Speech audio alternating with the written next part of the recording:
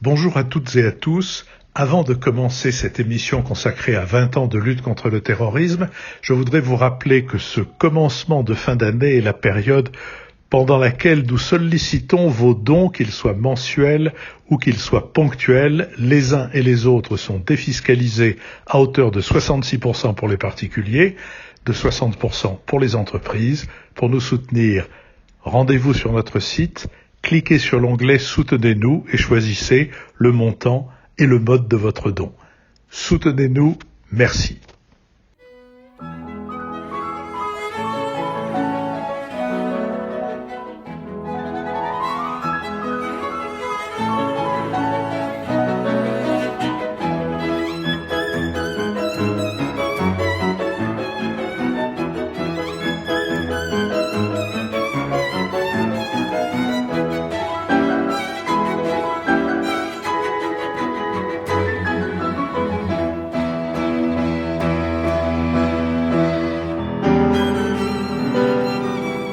Le Nouvel Esprit Public, Philippe Meyer, bonjour.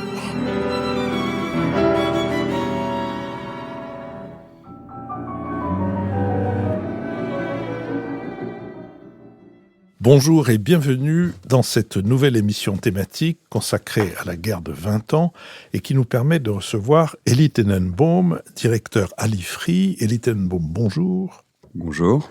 Dans la guerre de 20 ans, quand je dis nous d'ailleurs, c'est Lucille Schmitt, membre du comité de rédaction de la revue Esprit, Richard Verly, correspondant à Paris du quotidien suisse Le Temps, et Nicole Niesotto, titulaire de la chaire Union européenne au Conservatoire national des arts et métiers.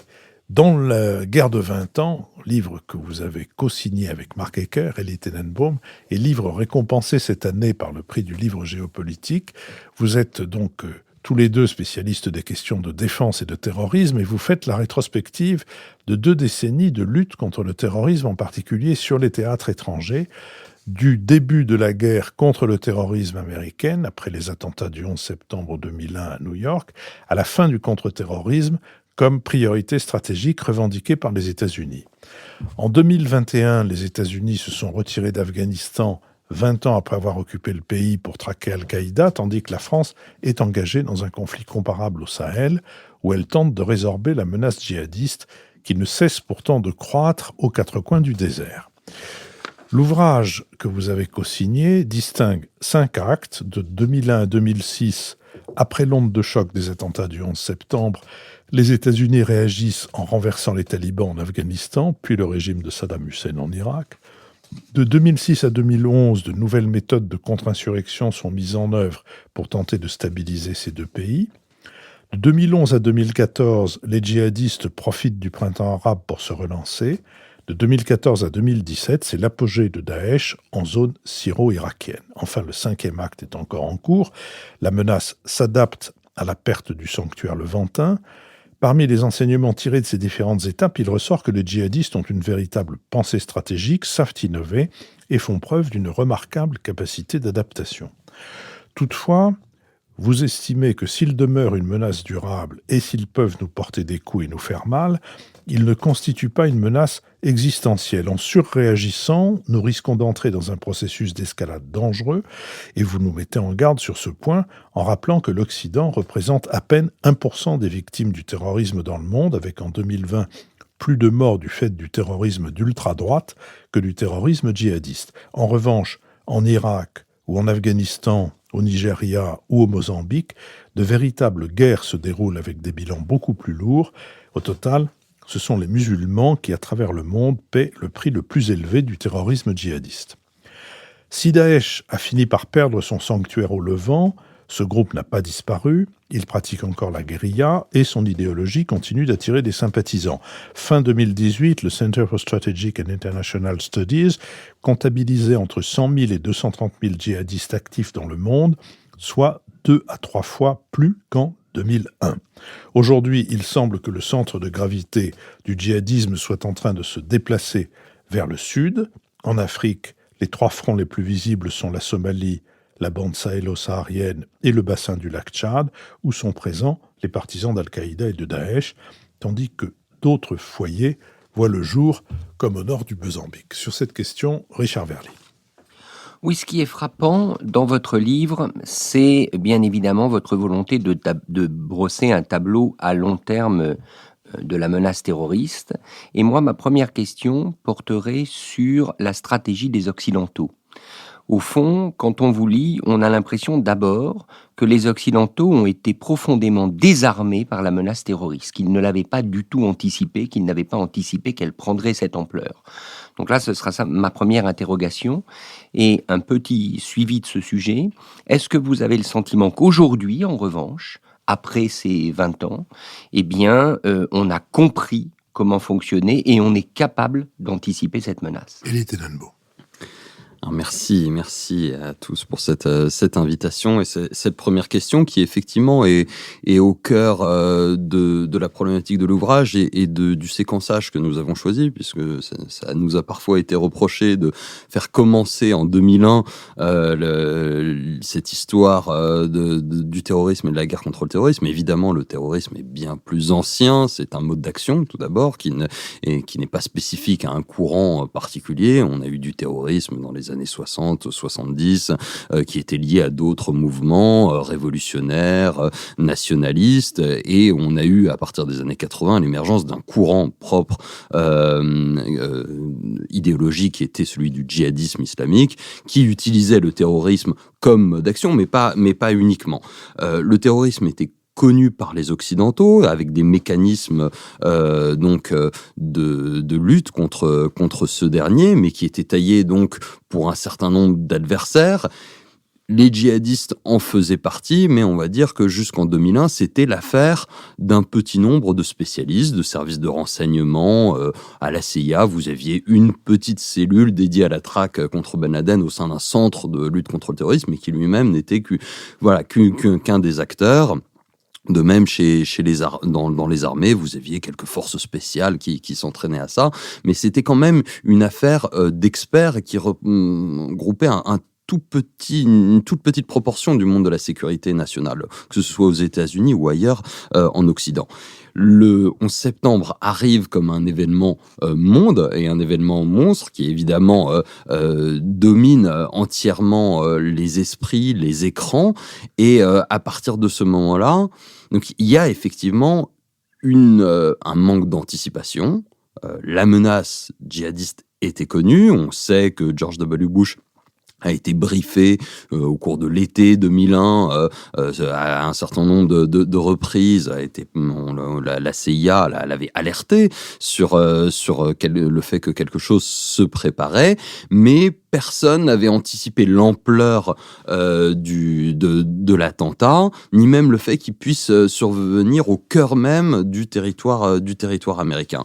Et donc, c'est l'un des écueils de la guerre contre le terrorisme qu'on identifie ici, qui est la sous-estimation ou la sous-évaluation de l'adversaire, le fait que nous vivions dans un monde de grande puissance et que une menace venue d'un adversaire qui n'était pas un État, qui n'avait pas ni des missiles, ni des avions, ni des milliards de dollars de forces nucléaires ou militaires, pouvait en fait provoquer des dégâts effectivement de nature militaire, c'est-à-dire que détruire deux tours au cœur de Manhattan, détruire une partie du Pentagone, c'était des destructions qu'on avait l'habitude de voir que dans le cadre d'une guerre, et d'où le terme de guerre qui apparaît.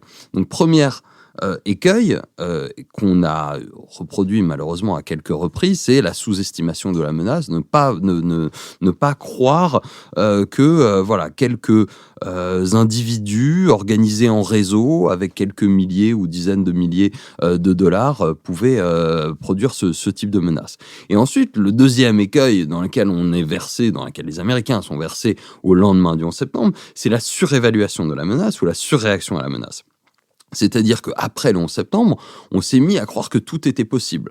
À l'IFRI, dans les années 2000 qui ont suivi, on travaillait sur des scénarios d'attentats nucléaires, dont on pensait finalement que le terrorisme n'avait plus de limites et qui pouvait déclencher, évidemment, notamment avec l'emploi d'armes de destruction massive, ce qui a donné lieu au dévoiement de la lutte contre le terrorisme avec l'affaire irakienne on en a déjà évoqué le spectre. Et donc... et le Patriot Act. Et le Patriot Act. Enfin, vous avez tout un ensemble... Ça marche dans les deux sens, voilà, extérieur et intérieur. C'est-à-dire que au lendemain du 11 septembre, du fait de l'ampleur de l'événement, le terrorisme, qui était une question présente mais marginale dans la question de sécurité nationale, devient une clé de voûte de l'ensemble de la grande stratégie. C'est-à-dire que tout est vu, tout à coup, à l'aune de la lutte contre le terrorisme. La grande alliance, les relations internationales, quand George W. Bush va tendre la main à Vladimir Poutine ou à Ariel Sharon ou même à ses homologues chinois ou colombiens, eh bien, sont-ils du bon côté ou non de la lutte, de la guerre contre le terrorisme ? Et cette bipolarisation de la guerre va finalement rendre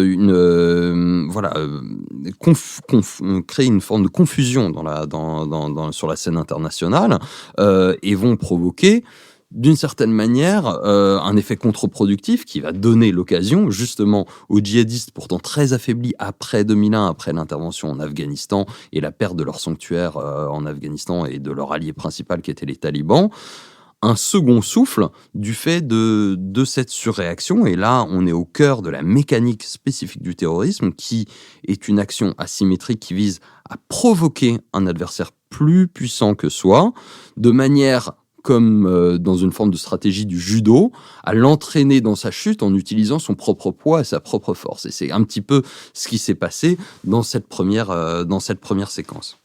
Nicole Disotto. Oui, pour continuer sur la stratégie américaine, on a l'impression que pendant 20 ans, la guerre contre le terrorisme a été, comme vous le dites très bien, la clé de voûte, non seulement de la stratégie américaine, mais de l'ensemble de la stratégie occidentale, parce qu'ils sont allés voir les Européens avec énormément de menaces. C'était la fameuse phrase de Rumsfeld, soit vous êtes avec nous, soit vous êtes contre nous. Donc on ne peut pas faire plus simple comme structuration du monde.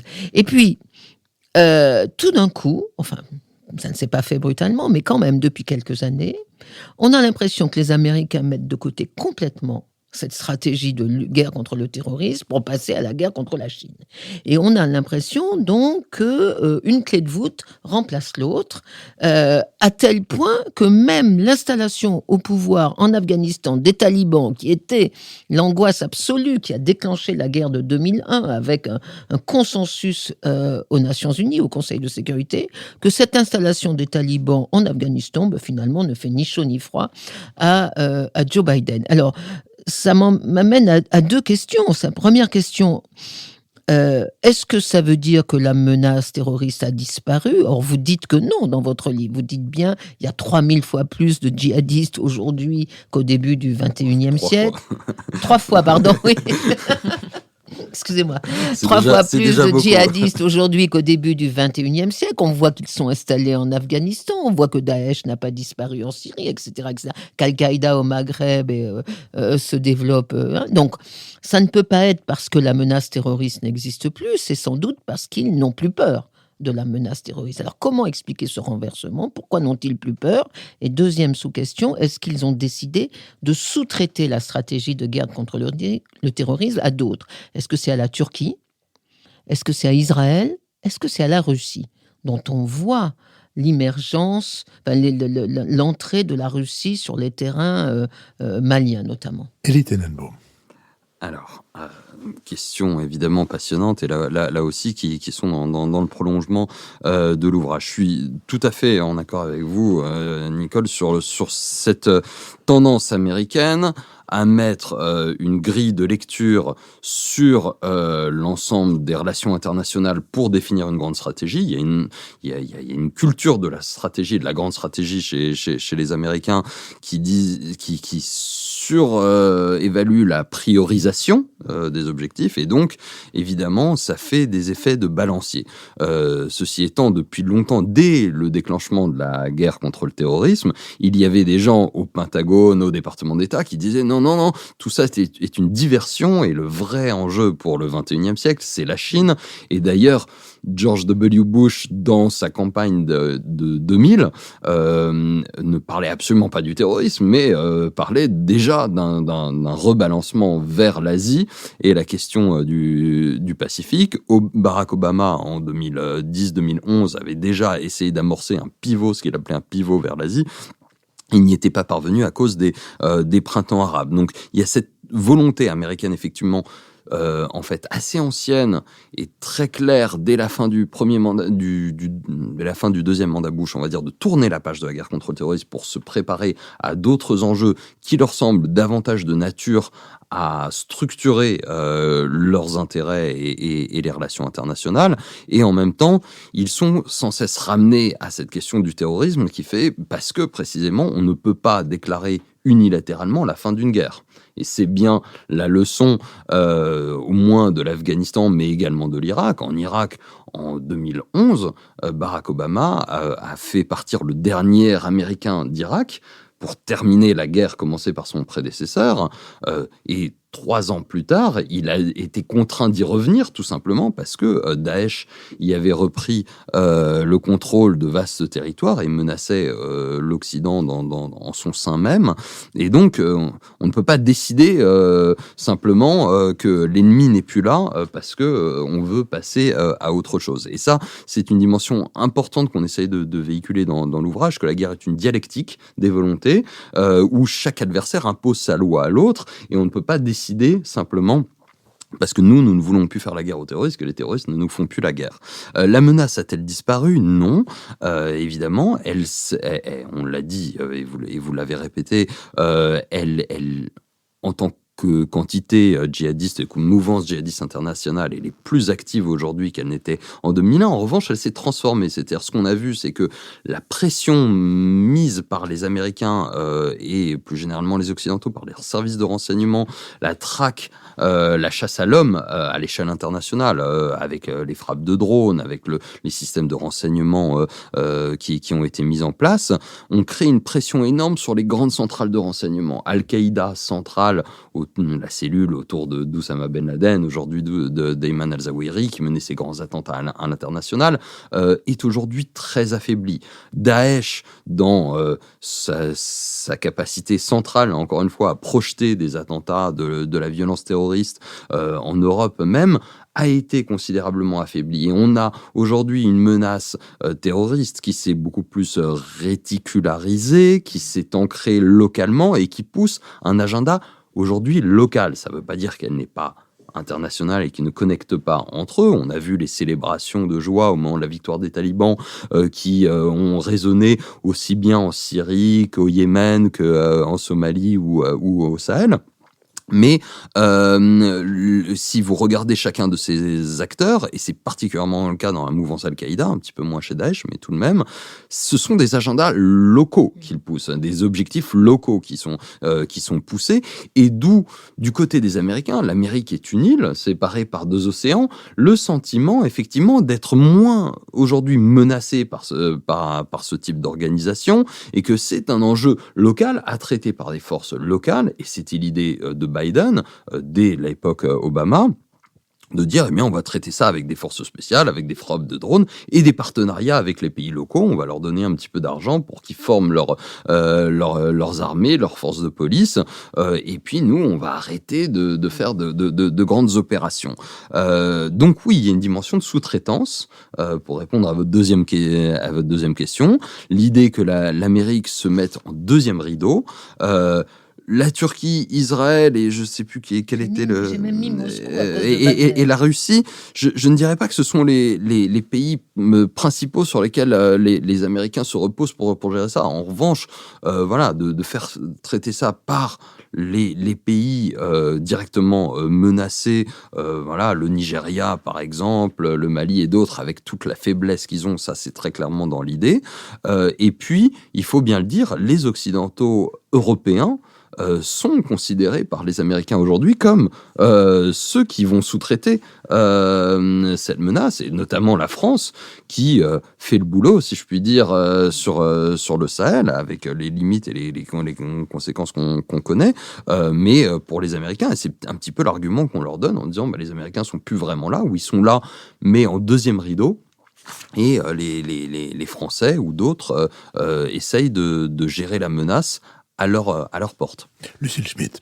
Oui, dans votre livre passionnant, vous insistez sur le fait que le 5e acte est au fond un moment donc de transformation aussi des mouvements terroristes. Et vous venez de le rappeler parce qu'il y a des logiques locales qui aujourd'hui sont en train d'apparaître par rapport à l'idée du combat mondial contre les mécréants. Et vous dites aussi assez justement que, au fond, les mouvements terroristes ont échoué, puisque les démocraties occidentales sont toujours là, certes menacées, mais davantage peut-être par des démocratures que par les mouvements terroristes. Donc ça, c'est un point qui me semble intéressant. En quoi est-ce que vous pourriez développer sur le fait qu'au fond, nous sommes peut-être plus forts que ce que nous imaginions face au terrorisme? Est-ce que c'est une force certainement pas par rapport au mode opératoire lui-même, mais peut-être par rapport à la vitalité démocratique? Je serais intéressée de vous entendre là-dessus, et notamment que vous prolongiez en nous parlant de l'attractivité que peut représenter le djihadisme islamique dans nos sociétés occidentales, et spécifiquement en France. Est-ce que vous pensez que ces centaines de Français, combien y avait-il de Français qui sont partis en Syrie? Vous nous rappellerez le chiffre exact, mais en tout cas, ceux qui sont partis en Syrie, est-ce qu'aujourd'hui on peut imaginer qu'il y ait toujours en France des Français qui sont intéressés à l'idée de s'engager pour le djihadisme islamique? Je crois que c'est un point essentiel, surtout dans ce moment de campagne électorale qu'on va vivre.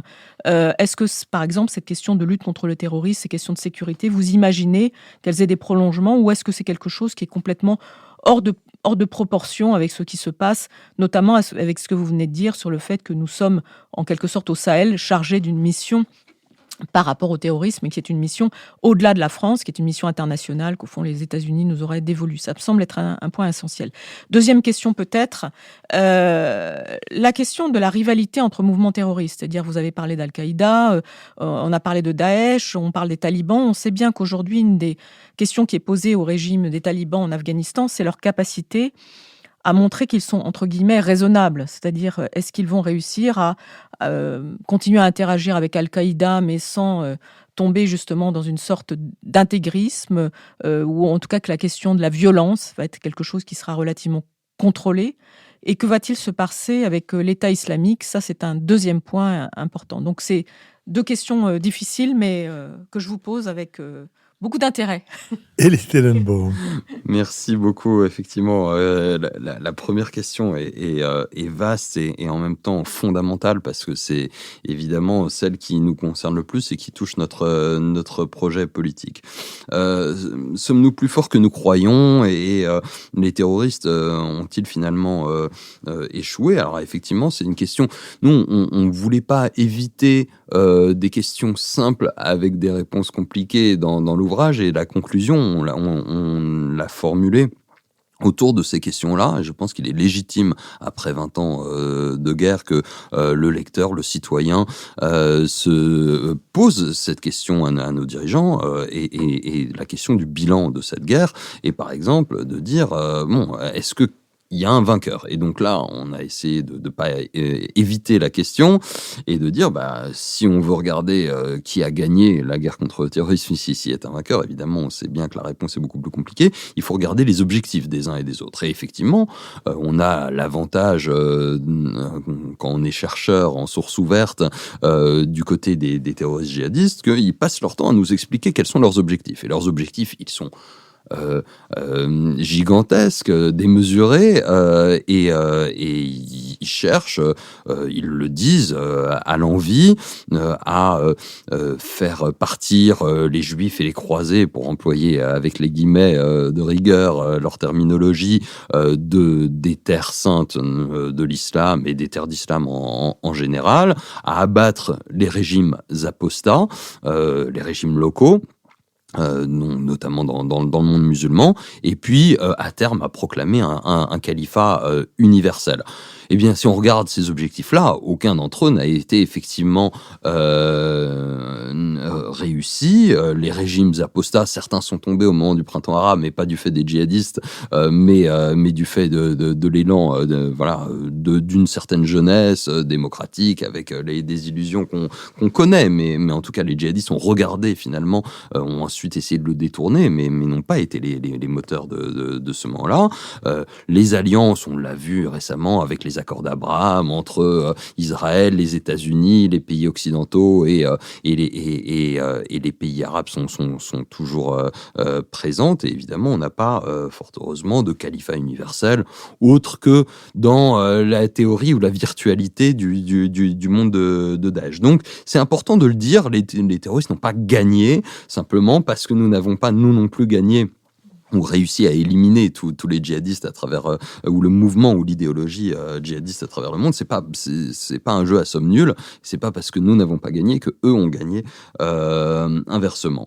Alors pour autant, l'attractivité du mouvement demeure et c'est une question.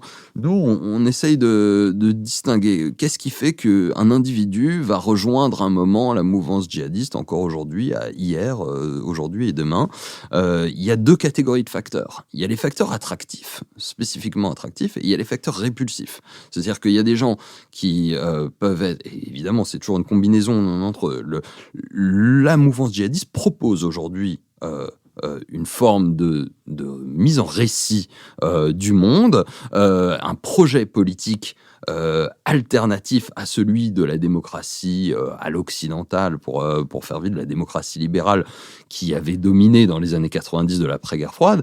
Et force est de constater, alors les Chinois essayent de proposer encore une nouvelle voie, mais que dans une bonne partie du monde, le projet islamiste porté par les djihadistes demeure à son attractivité. Maintenant, il y a une outrance dans le projet djihadiste par rapport à l'islam politique traditionnel qu'on peut trouver chez les frères musulmans ou même certains salafistes, qui fait que il est difficile à mettre en place. Alors on a eu ce moment avec Daesh où il y avait une forme d'idéal pionnier d'aller construire cet État totalement théocratique où certains pourraient penser pouvoir vivre leur islam dans une chimiquement pur, dans une forme vraiment d'idéal assez utopique, avec une dimension utopique importante. On l'a dit, voilà, on a 1300 Français qui ont cru à ça et qui ont voulu y aller. Ça reste une proportion limitée, mais voilà, dont une partie de ceux-là ils sont allés pour vivre ce rêve, cette attractivité de Daesh. La perte du califat territorial de Daesh à supprimer quand même ce facteur attractif qui est central. Maintenant qu'on regarde sur les théâtres d'opérations comme en France, la balance entre les facteurs attractifs et répulsifs, on voit qu'en fait on a quand même une part importante du facteur répulsif, c'est-à-dire des gens qui par dépit se tournent vers le djihadisme, c'est-à-dire par haine ou désamour de la société dans laquelle ils vivent. Alors ça peut être sous un certain nombre de facteurs. En Irak, on sait que les Arabes sunnites d'Irak ont été marginalisés par un pouvoir et la responsabilité du Premier ministre Nouri al-Maliki, chiite, dans les années 2010-2014, qui a complètement marginalisé cette population en ne leur laissant finalement d'autres choix. On a toujours le choix, mais en les jetant quand même en partie dans les bras de ceux qui se présentaient comme leurs défenseurs, ça a pesé. On voit au Sahel sur des clivages ethniques, cette fois-ci non plus confessionnels, mais des populations, les Touaregs par le passé, les Maures, les Peuls aujourd'hui, qui sont marginalisés, qui se sentent à tort ou à raison, voilà, mis à l'écart, qui aujourd'hui sont séduits par un discours de gens qui prétendent les défendre. Et évidemment en France, de manière très très différente, mais sur des critères beaucoup plus sociaux, en fait, de gens qui dans un certain nombre de quartiers se sentaient mis à l'écart de la société. Et donc là évidemment ça nous renvoie à nos propres faiblesses et à nos propres erreurs, et chaque chaque pays, chaque théâtre, finalement, voit dans la menace djihadiste une forme de miroir de ses propres manquements à son projet de société, à sa contribution sociale. Et ça, c'est au cœur finalement de la problématique. Évidemment, dans l'enjeu qui nous attend demain dans la présidentielle qui s'annonce et dans notre débat de société, on a cette manière de se regarder en face à travers cette menace djihadiste avec qui en fait nous renvoie encore une fois sur une forme de miroir, avec un choix qui a été fait depuis un peu plus d'un an par l'exécutif français, qui est en fait assez nouveau, de sociétaliser la question à travers la lutte contre le séparatisme qui a été mise en avant à peu près au moment de l'affaire Samuel Paty. Il y a eu une décision du gouvernement français qui n'avait jamais été prise jusqu'à présent d'inscrire la lutte contre le terrorisme dans un enjeu plus large qui était un enjeu de débat de société. Ce qui pose question, puisque la posture française traditionnelle était de dire le terrorisme est un crime, il est passible sur le territoire national de poursuites pénales, et nous ne rentrons pas dans le débat politique. Vous n'avez pas le droit simplement de projeter de la violence contre vos concitoyens au nom d'une idéologie politique, mais c'est un crime et c'est dans le plan judiciaire. Aujourd'hui, avec le débat sur la lutte contre le séparatisme, se pose cette question du continuum, de dire, mais en fait, le djihadisme n'est que la pointe violente d'un iceberg plus large qui est l'islam politique, et c'est dans ce cadre-là qu'on doit inscrire une lutte, avec d'où la question de savoir est-ce qu'on veut interdire un courant de pensée ou un projet politique, ce qui évidemment pose des vraies questions. Et là, c'est le moment dans lequel nous nous situons aujourd'hui et qui va certainement peser considérablement sur le débat présidentiel. Voilà, j'ai été trop long, je suis désolé. Sur la rivalité entre mouvements, elle est essentielle. Je serai beaucoup plus court, mais effectivement, on a une bipolarisation à l'échelle globale entre Al-Qaïda et Daesh depuis 2014, depuis la proclamation du califat. Il faut dire que Daesh, au départ, était une filiale d'Al-Qaïda qui s'est émancipée, qui s'est retournée contre sa maison mère, absolument. Et en même temps, on a ces deux grandes tendances globales sont très affaiblies dans leur dimension centrale aujourd'hui. Et donc, on a une forme d'éclatement. Les talibans en sont un exemple, c'est-à-dire que les talibans étaient alliés à Al-Qaïda, mais les talibans ne prennent pas leurs ordres chez Al-Qaïda. Ils ont une légitimité avant tout locale et nationale. D'où les prises de distance qu'ils ont eues avec Al-Qaïda, qui leur a valu quand même leur alliance avec Al-Qaïda, leur ayant valu 20 ans de guerre et d'innombrables pertes et destructions. Et on sent une volonté finalement de pousser des agendas, des projets, des objectifs locaux. Et on a aujourd'hui cette forme d'autonomisation de la mouvance djihadiste. Richard Verly. Oui, vous disiez que avant l'émergence du terrorisme de type djihadiste, les pays occidentaux avaient été confrontés à d'autres types de terrorisme. On pense notamment aux mouvements révolutionnaires d'extrême gauche, d'extrême droite, mais surtout d'extrême gauche dans les années 60 et 70. Or, on sait maintenant, puisque les archives de l'Union soviétique et de ses satellites se sont ouvertes, que beaucoup de ces groupuscules révolutionnaires étaient financés, voire quelquefois téléguidés par des pays de l'ex-Europe de l'Est qui leur servaient d'abri et de refuge. Ma question, elle portera sur justement les pays arabes et un certain nombre de régimes. Je ne pense pas nécessairement aux régimes de pays en crise, genre l'Irak ou la Syrie que vous citiez. Je pense aux pays du Golfe, je pense à l'Arabie Saoudite. Est-ce qu'aujourd'hui, la duplicité que l'on a l'impression de voir de la part de ces pays, qui d'un côté sont extrêmement globalisés, insérés dans la mondialisation très proche des États-Unis, et de l'autre qui garderaient en sous-main une espèce de force secrète de ce djihadisme. Est-ce que cette duplicité, elle est toujours là, ou est-ce qu'ils ont réalisé finalement qu'ils allaient peut-être in fine devenir eux-mêmes les cibles de ce terrorisme, et est-ce que pour de bon, ces pays ont pris les mesures pour faire cesser, autant que faire se peut, le terrorisme? Elie Tenenbaum. Alors, cette question de la place des États, finalement, derrière ces groupes non étatiques, on l'aborde évidemment et elle est séquencée. En fait, dans les années 80, et 90, on a eu un lien fort entre ces djihadistes et un certain nombre d'États, notamment l'Arabie Saoudite, qui les utilisaient comme des courroies de transmission de leur politique, lutter contre l'Union soviétique en Afghanistan à travers ces volontaires armés. On le sait très bien, de la même manière que d'autres États, le Pakistan, les Américains et d'autres ont soutenu les moudjahidines afghans. Les États arabes, eux, ont soutenu des volontaires internationaux. Donc, ce qui était la spécificité permettant l'émergence de ce qui allait devenir Al-Qaïda. Dans les années 90 et surtout après le 11 septembre, ces liens sont devenus plus compliqués parce que petit à petit, on a une forme d'autonomisation de cette mouvance non étatique et on sait que dès 1990, en fait, Oussama Ben Laden était venu proposer ses services au roi d'Arabie Saoudite face à la menace irakienne de Saddam Hussein et que les Saoudiens avaient préféré les garanties de sécurité américaines à celles de l'international djihadiste d'Oussama Ben Laden et Ben Laden en avait été très peiné et choqué de voir les Américains fouler le sol des lieux saints. Et donc, on avait eu déjà une cassure, une rupture forte entre Ben Laden et les Saoudiens, qui fait que les Saoudiens étaient devenus ses pires ennemis, en fait, dans la fin des années 90, transmettant même à la CIA ses coordonnées au Soudan, etc.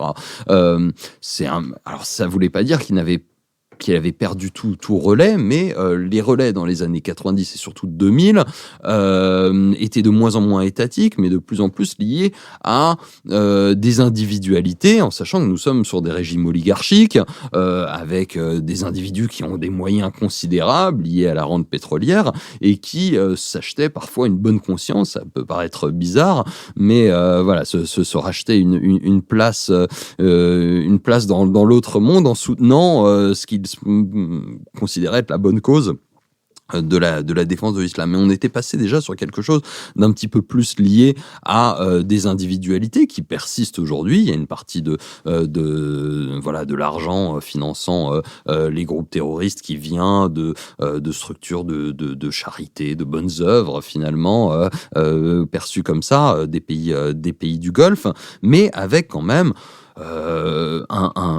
un appareil étatique et sécuritaire qui est de plus en plus hostile à ça, et les Saoudiens en sont un bon exemple, puisqu'on a eu une campagne d'attentats menée par Al-Qaïda contre l'Arabie Saoudite en 2002-2003, qui a fait qu'ils ont perçu le risque de retournement de cette menace contre eux. En revanche, ce à quoi on assiste aujourd'hui, dans cette dernière phase de la guerre de 20 ans, c'est précisément peut-être un retournement de ce modèle-là, et ce qui me semble le plus intéressant, c'est le cas du Qatar avec les talibans. Et c'est-à-dire que dans le monde qui se prépare post-guerre contre le terrorisme, avec des groupes de plus en plus locaux, comme je le disais, vous avez aussi l'idée de dire que ces groupes, on va pouvoir les manipuler plus facilement. Et les talibans, séparés de la mouvance très idéologique d'Al-Qaïda, apparaissent comme des instruments beaucoup plus faciles à manier pour des États qui cherchent à nouveau, un petit peu comme dans les années 80, à en faire leurs instruments. Et les talibans ont aujourd'hui largement montré la voie, et ça pourrait être le cas à l'avenir pour d'autres groupes locaux. Nicole Nézotto. Moi, je voudrais revenir sur le lien entre la lutte contre le terrorisme et la défense de la démocratie.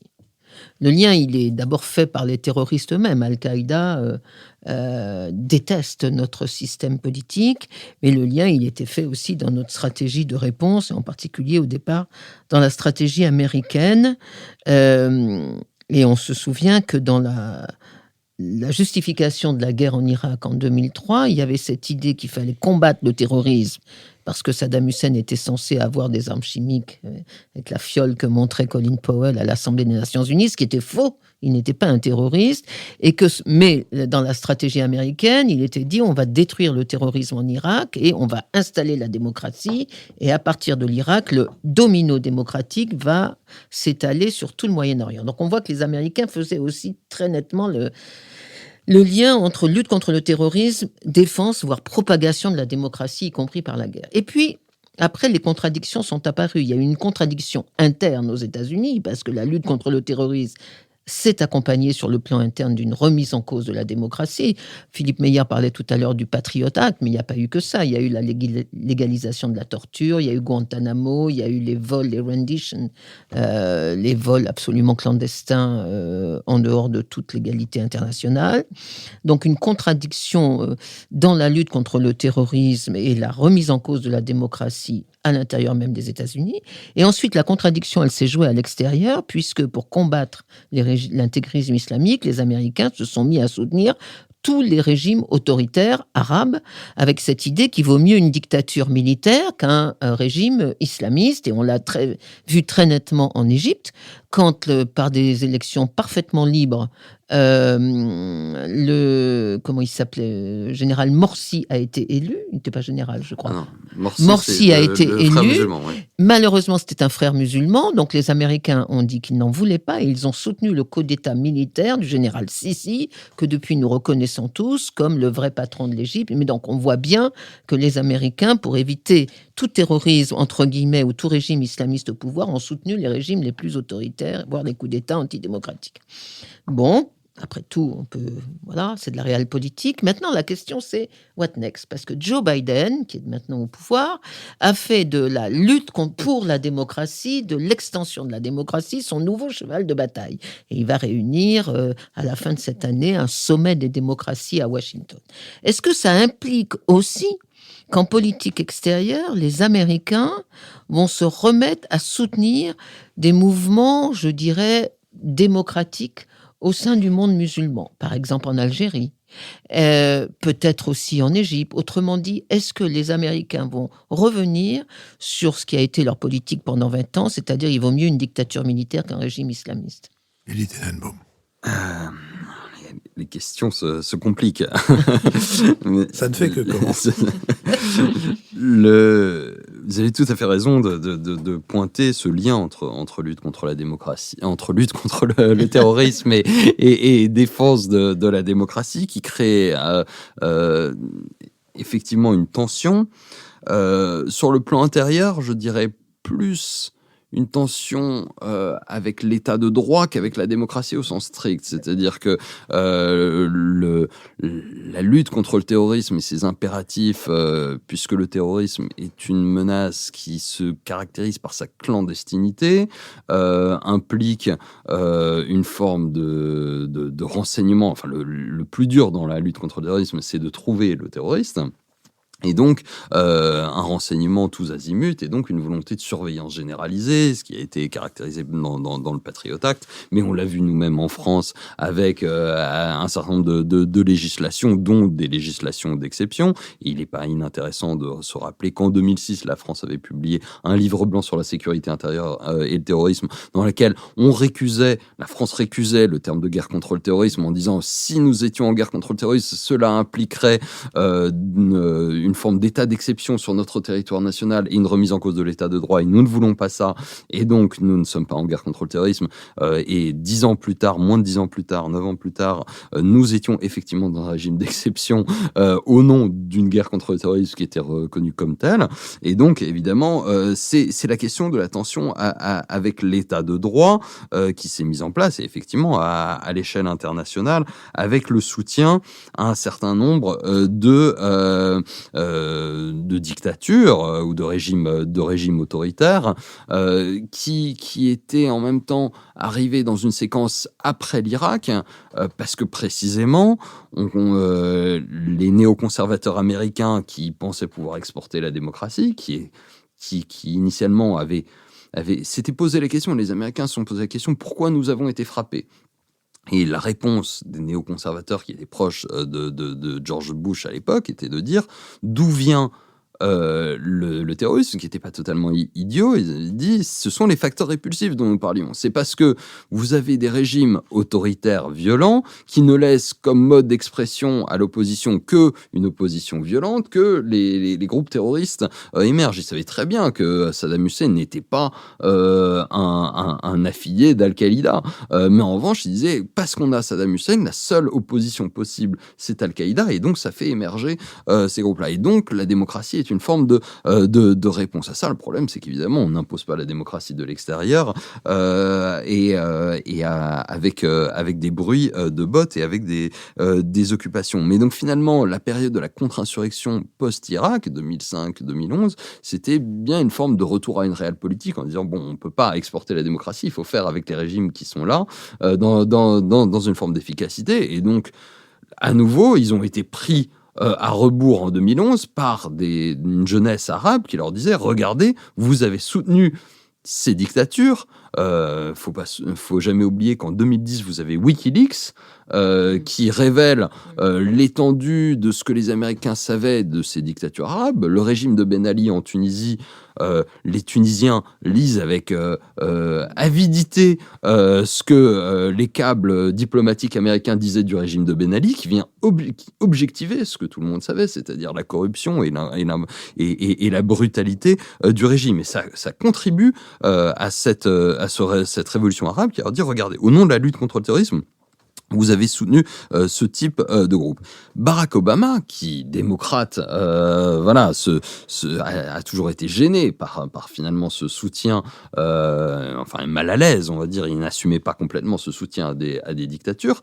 A une attitude intéressante qui va nous renvoyer à Biden rapidement. Et en fait, les Américains de tous les pays occidentaux sont ceux qui d'abord ont été les premiers à lâcher Moubarak en Égypte et à ne pas s'opposer aussi brutalement qu'on pourrait le croire à Morsi. Et d'ailleurs, les Américains ont été parmi les derniers pays occidentaux à reconnaître la légitimité du général Sissi. Ce sont les Israéliens et les Français, il faut bien le dire, qui sont allés à Washington pour essayer de convaincre les Américains de dire qu'il fallait soutenir Sissi, précisément parce que sinon les terroristes étaient en embuscade. C'est pas forcément ce qu'on a fait de plus moral dans nos activités. Donc l'Amérique est toujours ambivalente vis-à-vis de ce soutien. Alors effectivement, on est ensuite passé avec l'ère Trump à une forme de réelle politique complètement décomplexée où là le soutien à la démocratie n'avait plus aucun intérêt, ni à la démocratie ni à quoi que ce soit d'autre, que ce soit les soutiens des Kurdes ou ce type de mouvement, n'avait guère de grâce à ses yeux. En revanche, on s'est retrouvé aujourd'hui avec Joe Biden qui prétend vouloir soutenir les démocraties, mais précisément parce qu'il est dans une nouvelle logique, qui est celle de l'opposition à la Chine. Moi, je pense, va être très prudent là-dessus, parce que à nouveau, on a une nouvelle grille de lecture qui se met en place aux États-Unis, où ce qui compte, c'est de savoir si vous êtes pour ou contre la Chine. On le voit bien aujourd'hui en Inde, par exemple, avec la démocratie indienne qui va mal et qui subit aujourd'hui une trajectoire autoritaire très claire. Mais ça ne rentrera guère en ligne de compte au nom du soutien que l'Inde pourrait apporter à la lutte contre la Chine. Et donc, je pense que la réelle politique va encore l'emporter ici. Lucille Schmitt. Oui, moi, je voulais prolonger la question de Nicole Niessotto sur cette question démocratique de manière un peu concrète. On voit qu'il y a une interrogation sur état de droit et lutte contre le terrorisme, mais on voit qu'il y a aussi une interrogation sur comment lutter efficacement contre le terrorisme en démocratie. La question de l'efficacité, au fond, elle est abordée en même temps sur l'état de droit avec les fichiers S en France. On a vu comment, par exemple, dans le débat politique, il était fiché S, on aurait dû le savoir, la justice est laxiste par rapport à la police, et la police elle-même est inefficace par rapport au renseignement. Et donc, vous demandez un petit peu quelle serait la condition d'une politique efficace de lutte contre le terrorisme sur notre sol, parce que le sujet, c'est pas seulement d'avoir des fiches dont on a l'impression parfois, quand on est au fond juste suspendu aux articles de presse ou aux reportages, qu'on ne sait pas très bien qu'est-ce que c'est qu'une fiche S et qu'elles sont à géométrie variable, et que par ailleurs, lorsqu'on les découvre, c'est toujours trop tard. Donc, si vous avez quelque chose à dire sur un service de renseignement efficace en démocratie pour lutter contre le terrorisme, je pense que ça serait un élément très, très central pour qu'aujourd'hui, on soit en mesure de se dire, tiens, mais c'est bien sûr. Et puis la deuxième chose, c'est dans votre livre, vous insistez sur le fait qu'aujourd'hui, on est dans une complexité d'incertitudes et qu'il y a à la fois la question terroriste, la question climatique, la question de la guerre économique, la question de l'innovation, etc.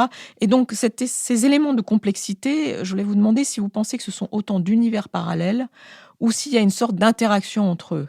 Vous savez, il y a une sénatrice écologiste, Leila Haïchi, qui avait pris en charge au Sénat cette question de ces éléments de sécurité, ces éléments de défense, en disant il ne faut pas que ce soit réservé juste à certains camps politiques. Est-ce qu'on peut imaginer une interaction entre ces différentes incertitudes, ou est-ce que ce sont autant d'univers parallèles? Elie Tenenbaum. Alors, la question de l'efficacité en démocratie des services de renseignement. Une démocratie, et encore une fois, peut-être plus encore un état de droit qu'une démocratie, parce que c'est vraiment là qui est le cœur de la question, est en principe un régime purement répressif, au sens originel du terme, c'est-à-dire qu'il réprime les crimes qui ont été commis et il n'a pas d'action préventive sur le plan judiciaire, c'est-à-dire qu'il ne met pas en prison les gens avant qu'ils commettent les crimes. Et donc, ce que fait un régime autoritaire, hein. Et donc l'état de droit, au sens libéral du terme, est répressif. On a en France développé une dimension répresso-préventive avec la création, par exemple, de l'infraction d'association de malfaiteurs en lien avec une entreprise terroriste, qui nous permet de dire le crime, c'est pas uniquement de tuer quelqu'un ou de commettre un attentat, mais c'est de préparer un attentat. En soi, c'est un fait qui est répréhensible par le code pénal. Maintenant, le travail d'un service de renseignement, c'est évidemment d'aller au-delà et d'essayer de prévoir dans une dimension stratégique, cette fois-ci, et sécuritaire, un petit peu comment les choses se font. Et donc, on a créé un certain nombre d'outils, dont les fichets, c'est surtout un fichier de personnes signalisées pour radicalisation ou lien avec le terrorisme, le FSPRT, qui contient aujourd'hui environ 15 000 noms, qui est qui a une forme de réservoir, si vous voulez, de gens qu'on a identifiés parce qu'ils gravitaient autour d'un certain nombre de structures de réseau qui mettent la puce à l'oreille, mais qui n'ont évidemment pas d'activité répréhensible aujourd'hui au sens du code pénal. Si demain on écoutait ce que certains responsables politiques se plaisent à demander, c'est-à-dire l'incarcération administrative ou la détention administrative de ces personnes, là, pour le coup, vous accentuez le facteur répulsif, c'est-à-dire que vous jetez pratiquement dans les bras, vous donnez raison à un certain nombre d'individus en disant, bah oui, on va mettre 20 000 personnes ou 15 000 personnes en détention. Les Britanniques ont tenté de faire ça à une petite échelle en Irlande du Nord, à l'époque où ils luttaient contre l'IRA. On a des études très précises là-dessus. Ils ont dit, bah voilà, tous les gens qui gravitent un peu dans les cercles républicains, internement administratif. Ça a eu un effet. L'IRA disait que c'était le meilleur outil de recrutement, campagne de recrutement qu'ils aient jamais eu, parce qu'ils mettaient en prison des gens qui n'avaient pas encore sauté le pas pour rejoindre l'armée républicaine irlandaise, et donc qu'ils le faisaient grâce, finalement, encore une fois, à la surréaction. Donc il faut être très très prudent là-dedans. Évidemment, on bascule sur la nature de notre régime si on accentue la dimension préventive. Eh bien, vous remettez en cause l'état de droit et le caractère libéral de notre régime. Donc en fait, l'efficacité, elle est importante. Il faut demander aux services de renseignement des comptes sur la manière dont ils le font. Il faut avoir un contrôle parlementaire. Et je pense qu'on a encore beaucoup de choses à faire en termes de contrôle parlementaire des services de renseignement en France, parce que on est loin d'avoir atteint les limites de l'acceptable sur le plan de l'efficacité sécuritaire. On voit ce que les Américains ou les Britanniques peuvent faire en termes de contrôle parlementaire, et je pense qu'il y a beaucoup de choses de progrès qu'on puisse faire, mais c'est aussi une acceptation d'une forme de vulnérabilité en disant, pour la protection de l'état de droit, nous ne voulons pas aller dans le tout préventif, et c'est-à-dire parce que tout simplement le risque zéro, on le sait, n'existe pas, et parce que surtout une action préventive trop autoritaire et de nature contre-productive, en fait, va dans la stratégie de l'adversaire. Nous devons accepter l'idée que il y a un certain nombre d'individus qui peuvent passer à l'action. Aujourd'hui, en tant que tel, ils ne menacent pas directement la stabilité de notre système, tant que nous ne leur donnons pas cette force, d'une certaine manière. Donc il y a une forme de résilience et d'acceptation qui est un point important. Nicole Nisotto. Une très courte question sur l'actualité française. Nous avons aujourd'hui un non-candidat Monsieur Zemmour, qui a fait de la lutte contre l'islam et contre les musulmans le point central de son discours, avec, je crois, cette phrase qui ressemble à « l'islam n'a pas sa place dans la République ». Est-ce que, et il remporte dans les sondages, si on doit croire les sondages, un succès assez important. Est-ce que cette stigmatisation d'un groupe particulier, les musulmans, les croyants de l'islam, est-ce que c'est susceptible de devenir une atmosphère qui, de nouveau, pousserait certains à la radicalisation? Elie Tenenbaum, ma courte question, enfin courte dans la manière de Nicole, courte réponse. Sachant qu'il y a la question sur l'écologie à laquelle je n'ai pas répondu et que j'oublie pas. J'en ai personnellement une sur la Chine à laquelle vous ne répondrez jamais parce que l'heure tourne et que Richard en a une aussi.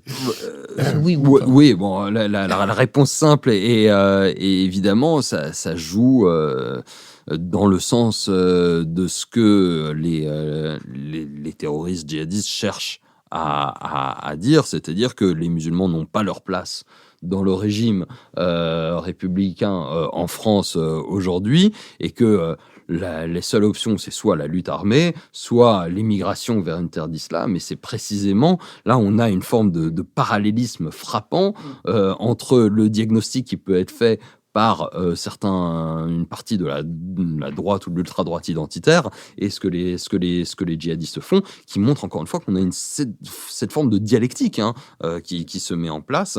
Et donc la République est prise en tenaille aujourd'hui entre sa réaction ou sa surréaction qu'elle peut avoir et la menace. Richard Verly.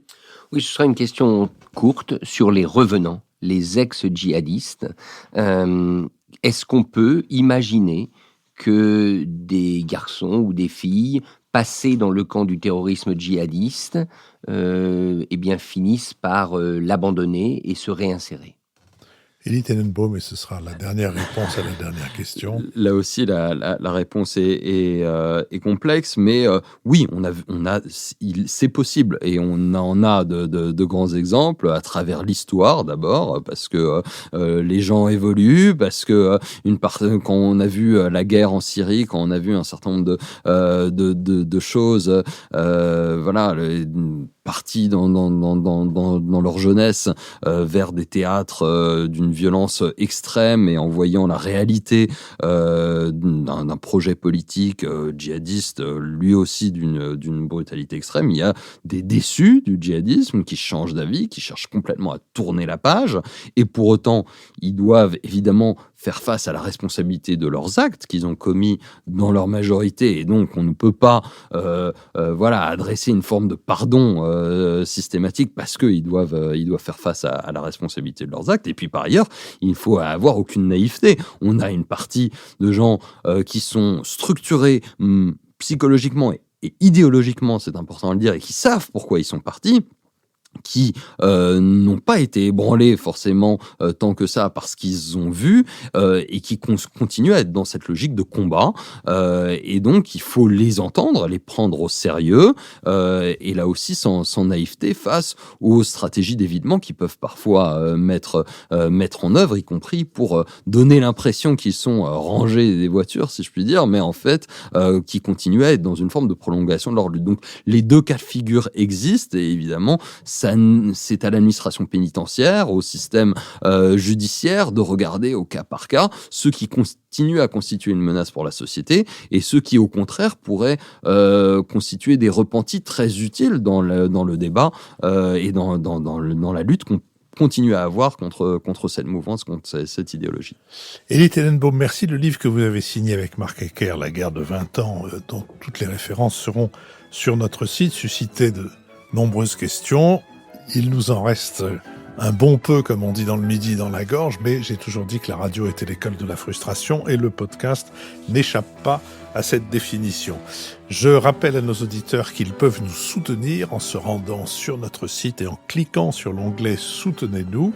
Et puis, je leur rappelle aussi que nous les retrouverons volontiers la semaine prochaine pour un Nouvel Esprit Public. Après avoir remercié Sophie Jacquin, avec qui cette émission a été préparée, Benoît Carré, qui en assure le compte-rendu analytique, le compendium, Nicolas Tourneau, qui veille à notre site, Olivier Magloire, qui veille aux plateformes de financement, Adrien Beccaria, qui a enregistré cette émission. Pour le studio, l'arrière-boutique, et Julien Deville qui produit cette émission avec Nouvelles Écoutes. Je vous remercie et je vous dis rendez-vous dimanche prochain pour un nouvel Esprit Public.